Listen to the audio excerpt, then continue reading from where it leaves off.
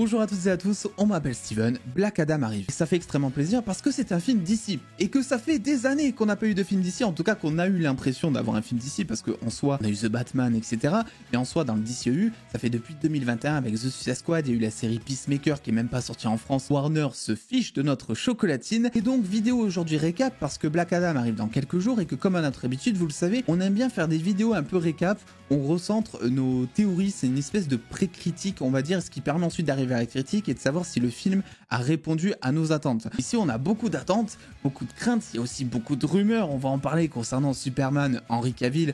Je vais en parler plus en fin de vidéo, je pense, parce que c'était pas vraiment le film en lui-même, c'est une attente forcément que l'on a, ça va de soi, c'est normal, mais on va plus parler du film en lui-même. Je pense qu'il y a des choses intéressantes à attendre dans ce film et aussi des choses qui font pas mal peur. J'ai l'impression, pour résumer, que ce film, ça va être soit tout, soit rien. Soit en commentaire ce que vous attendez de ce film, quel est votre hype, est-ce que vous allez juste aller le voir pour la potentielle présence d'Henry Cavill en tant que Superman dedans, et puis nous, c'est parti, on se charge de parler de tout ça.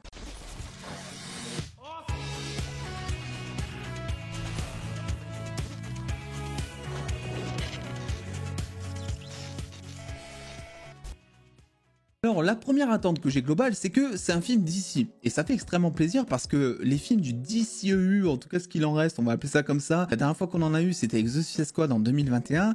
Avant ça, c'était un peu la galère, le bordel commençait en interne chez Warner. Sentait que bon, c'était déjà assez chaotique et qu'ils savaient pas tellement où partir.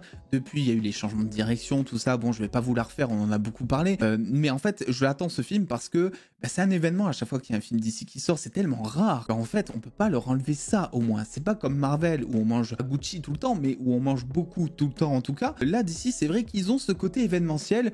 Il y a un petit côté nostalgie presque, tu sais, ça te rappelle presque l'époque de la phase 1, phase 2 Marvel où t'avais 2 films par an qui sortaient et t'étais quand même malade mental à chaque fois. Alors ici, je dirais pas que je suis quand même malade mental, mais oui, j'attends le film. Et la chose que j'attends aussi, c'est The Rock. Parce que c'est un acteur que j'apprécie, mais le problème c'est qu'il joue tout le temps la même chose. C'est soit il est drôle, il fait de la comédie, soit il sauve tout le temps d'ailleurs dans la même chemise. Vous remarquerez que The Rock à chaque fois il a vraiment la même chemise dans tous les films qu'il fait. Bref, il sauve des gens, de la mort, etc. The Rock est un acteur que je trouve ok en fait, c'est-à-dire qu'il n'est pas exceptionnel, il fait le taf pour ce qu'on lui donne. Et là je pense que Black Adam, ça peut le révéler, en tout cas si le studio et le scénario aussi le permet, parce que c'est un personnage sur lequel il est depuis environ 2005. Si vous voulez plus de détails, on avait sorti une vidéo il y a quelques mois pour vous expliquer l'histoire au cinéma de Black Adam, comment est-ce que ça a été plusieurs fois remanié et pourquoi est-ce que The Rock était dégoûté à chaque fois. En grosso modo, ça fait depuis 2005 que The Rock, il vieillit avec ce projet en tête, il évolue. C'est un personnage en plus de ça qu'il adore. En fait, je pense que s'il y a un rôle sur lequel il peut se démarquer du coup, c'est vraiment celui-ci. Alors à voir après ce qu'on va lui donner à dire en termes de dialogue, à jouer en termes de scénario aussi, etc. Mais théoriquement, c'est possible que l'on ait un très bon The Rock, un The Rock qui n'a jamais été au meilleur de son acting, on va dire, dans ce film. Après, physiquement, gros point positif, énorme choix de casting, je veux dire, là, c'est Black Adam, il n'y a aucun doute. Les costumes, d'ailleurs, sont assez exceptionnels, moi, je trouve, ça fait partie, dans tous les films confondus, des meilleures adaptations que j'ai pu voir, pour le coup. Alors, on attend de voir au cinéma, etc. J'ai notamment un petit peu du mal avec le casque de Hawkman, je sais pas vous. Et voilà, pour l'instant, les images qu'on a vues m'ont pas vraiment convaincu concernant son casque, mais bon, ça ne reste que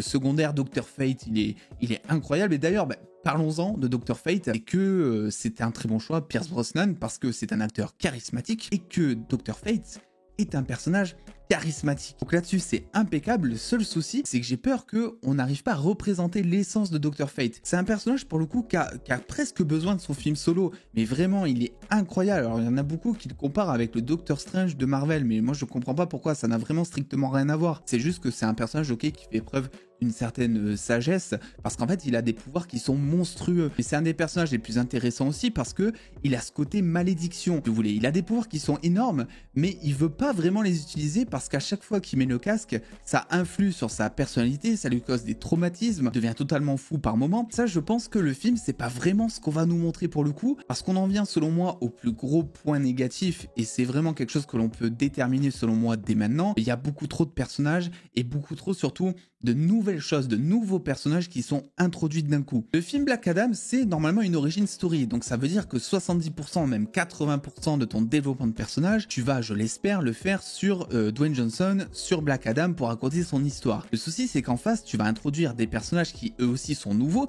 et qui demandent qu'à être développés, mais que tu n'auras pas le temps de développer, et en plus de ça, tu as un nouveau méchant, donc Sabbath, qui va très certainement, je le dis, je l'espère pas vraiment, être un des méchants les plus oubliables de l'univers, qui va juste servir à te montrer à quel point Black Adam, à l'écran en tout cas, est puissant. Je pense que psychologiquement, il n'y aura rien de très intéressant, même en termes de dialogue, concernant Sabbath. Typiquement, ça a l'air d'être juste le genre de méchant qui va vouloir défoncer toute la planète, quoi. J'ai l'impression en tout cas. En plus, derrière, il n'est pas forcément très intéressant parce que c'est physiquement le même que Black Adam, sauf qu'il peut cracher du feu en plus.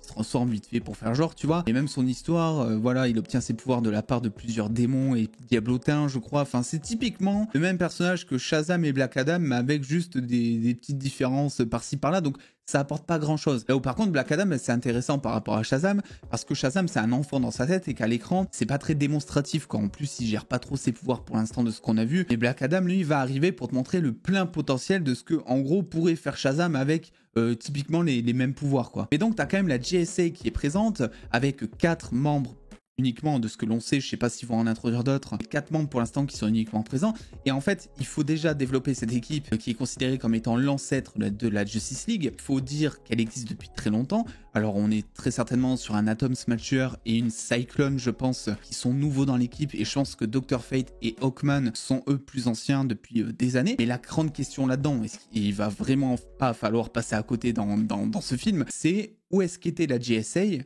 quand il y a eu tous les événements du genre General Zod, du genre tous les dramas qu'il y a eu comme ça. Il faudrait vraiment pas passer à côté de ça, en tout cas concernant le DCEU. Autre chose aussi, c'est Amanda Waller, petit risque. Moi, voilà, je pense qu'on peut le dire maintenant, on le voit venir. Amanda Waller, ils essaient d'en faire une Nick Fury. Ça fait un petit moment maintenant. Le seul souci, c'est qu'ils n'arrivent pas, ou en tout cas, je sais même pas s'ils essaient, à l'iconiser, en fait. C'est-à-dire que Nick Fury, en fait, tu sens que c'est pas que les civils, même les Avengers ont peur de lui. Il n'a pas de pouvoir pourtant, mais il a plein de compétences, il est manipulateur, espion, etc. Et tu sens que même sans pouvoir, il pourrait défoncer les Avengers, mais comme il veut, vraiment, j'en suis persuadé. En plus de ça, c'est vrai que bon, Samuel Jackson, le mec en impose, tu le crois sur un trottoir, tu changes direct de place, enfin, il n'y a pas de souci. Là, pour Amanda Waller, c'est pareil, elle était présente dans The Suicide Squad, elle était présente dans Peacemaker, où elle était à peine respectée d'ailleurs. On te fait comprendre que c'est elle qui peut appeler la Justice League, par exemple, aussi. Donc, il y a des choses qui sont intéressantes, mais le souci c'est que derrière le charisme est pas si présent que ça, tu sens pas vraiment que c'est un danger. Il faut aussi expliquer pourquoi est-ce qu'elle décide d'appeler la GSA, qui a l'air d'être une équipe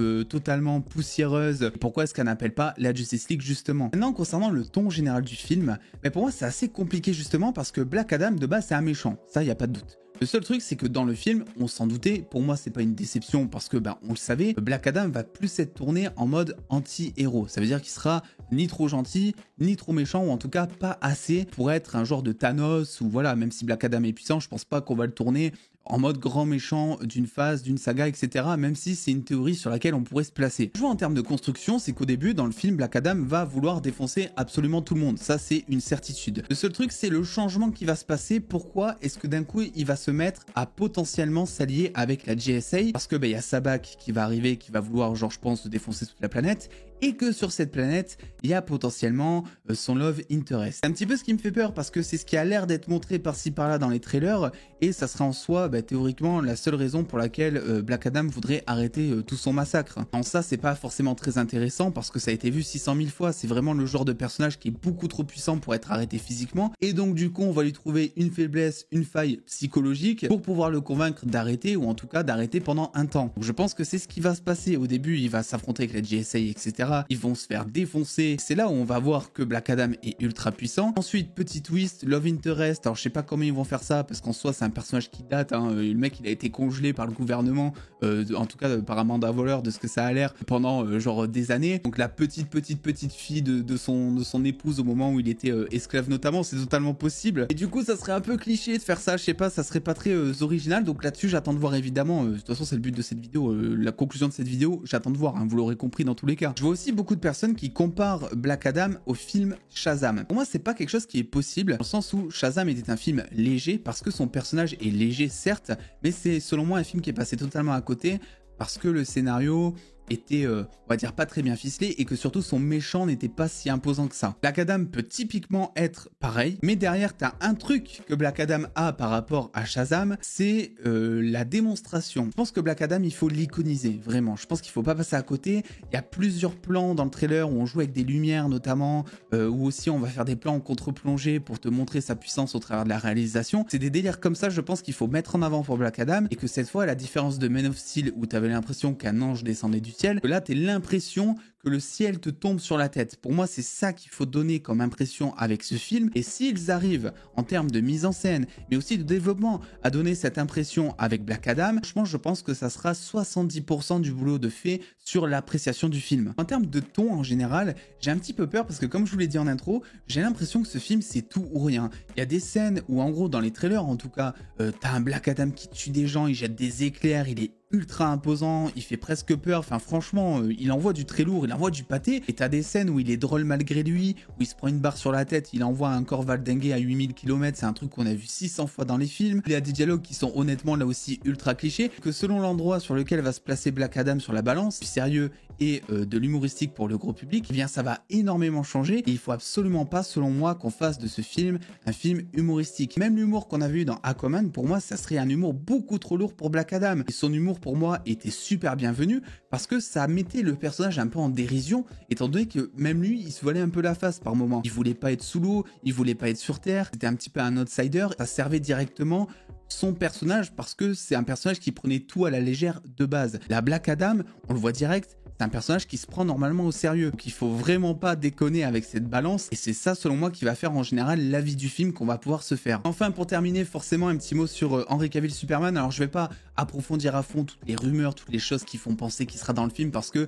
on l'a fait 600 fois sur la chaîne avec des vidéos dédiées, et que là je voulais vraiment accorder la vidéo sur le film en lui-même, parce que oui, en soi, on devrait pas attendre un film juste pour un caméo, on est d'accord, et quand bien même ça fait tellement longtemps qu'on attend des réponses par rapport à Henry Cavill Superman, que là quand t'as des rumeurs qui sont plutôt fiables, qui parlent de son apparition dans le film, à la limite, je suis sûr qu'il y en a certains peut-être d'entre vous qui vont le faire, dites-le moi, mais qui vont aller voir le film Black Adam juste pour avoir le petit caméo d'Henry Cavill potentiellement. Il y a quelques mois, on pensait que ça allait être le film Flash qui allait nous recentrer sur tout l'univers en général, ou en tout cas nous donner une certaine route à suivre et qui allait recentrer tout ça. Et là, c'est vrai qu'on a l'impression que ça se rapproche avec Black Adam, sans pour autant savoir dans quelle direction va se mener la Justice League, sans savoir si on aura, je sais pas, un Man of Steel 2, ou enfin voilà, des trucs comme ça. Mais en fait, juste le retour d'Henry Cavill pour un petit caméo de 2 secondes, ben en fait, c'est pas juste un caméo, c'est un contrat avec le spectateur, mais aussi avec les fans, en mode, on vous a écouté, maintenant c'est bon, on reprend les choses sérieuses. Et rien que ça, mais rien que ça serait incroyable. Donc voilà, écoutez ce que je peux dire sur Black Adam. En résumé, c'est un film pour moi qui sera tout ou rien. Ça peut être quelque chose d'incroyable, comme ça peut être quelque chose de totalement oubliable si on passe à côté de son développement avec des enjeux qui seront psychologiques. Bon, j'ai quelques craintes quand même concernant la GSA. Je pense qu'elle sera vraiment mise au second plan et qu'on s'en foutra de Dr. Fate par exemple, ce qui est bien dommage parce que c'est un personnage qui est tellement intéressant. Et après, c'est pas dit que la GSA ne revienne pas pour de prochains projets. Alors écoutez, dites-moi vous, en commentaire, ce que vous attendez du film. Est-ce que vous allez aller le voir juste pour Henry Cavill, ou est-ce que vous allez faire vos petits curieux? N'oubliez pas de lâcher le pouce bleu si cette vidéo vous a plu et de venir me suivre absolument partout. Twitch, Twitter, Instagram, TikTok. Oui, on est là. Et puis en attendant les dos, prenez soin de vous, faites-vous bien kiffer. Des bisous les dos.